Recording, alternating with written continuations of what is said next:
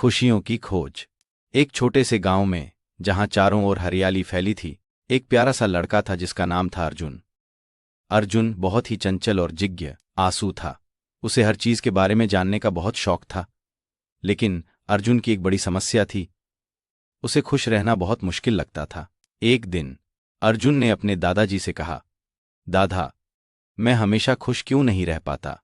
दादाजी ने मुस्कुराते हुए कहा, बेटा, खुशी एक ऐसी चीज है जिसे हमें अपने अंदर ढूंढना होता है। चलो, मैं तुम्हें कुछ बताता हूं। अर्जुन ने उत्सुकता से पूछा, क्या बताने वाले हो दादा? दादाजी ने कहा, गांव के जंगल में एक जादुई तालाब है। कहा जाता है कि वहां जाकर जो भी अपनी खुशी की तलाश करता है उसे जरूर मिलती है। अर्जुन ने दादाजी की बात सुनकर तय किया कि वह उस तालाब की खोज में निकलेगा।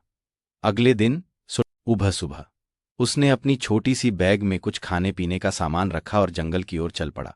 जंगल में पहुंचकर अर्जुन ने देखा कि वहां के पेड़ बहुत ऊंचे थे और चिड़ियों की चहचहाहट सुनाई दे रही थी। उसने मन ही मन सोचा, यहां तो बहुत मजा आएगा। वो धीरे धीरे आगे बढ़ा। थोड़ी देर बाद उसने एक बूढ़े काकाजी को देखा जो एक पेड़ के नीचे बैठे थे।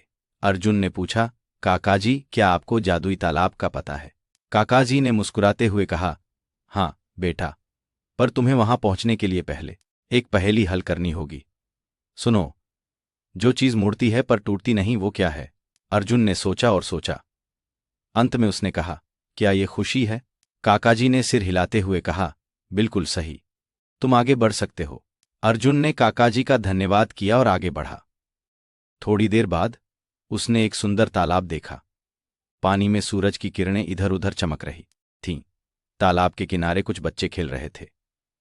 अर्जुन ने उन्हें देखकर सोचा, अगर मैं भी उनके साथ खेलूं तो मुझे खुशी महसूस होगी।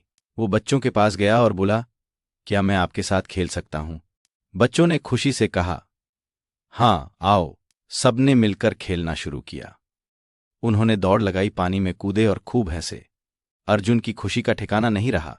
तभी तालाब के बीचों बीच एक छोटी सी मछली ने कहा, अर्जुन, तुमने अपनी खुशी को यहां पाया है।